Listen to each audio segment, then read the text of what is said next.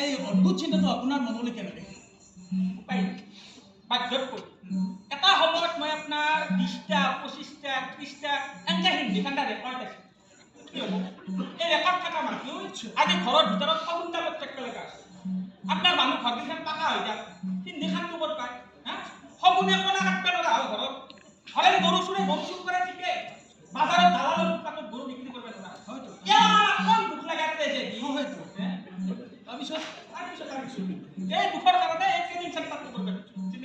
আৰু এই ট্ৰেনিং চেণ্টাৰটো আমি ট্ৰেনিং লৈ তাহাঁতক আমি চব চেষ্টা কৰোঁ দিল্লী মই হেডমাষ্টাৰ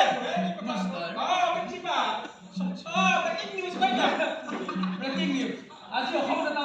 ঘটিবলগীয়া ঘটনা ঘটিবলৈ গৈ আছে আমাৰ সংগঠন চুপাৰ ট্ৰেনিং চেণ্টাৰ অসমত চাৰিওফালে হাহাকাৰ লাগি গৈছে সবিশেষ জানিবৰ বাবে আপোনালোকে অকণমান অপেক্ষা কৰা শৰ্মা আপোনাক এটা ব্যক্তিগত আপুনি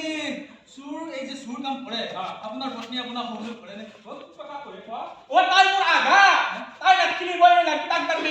তাৰমানে আপুনি চুৰ বুলি জানিও তেওঁ আপোনাৰ লগত বিয়া হৈছে নে আচ্ছা প্ৰশ্ন কোনোবাই জানি শুনি জ্বলা যুগ জাপ দিব মানে কেনেকুৱা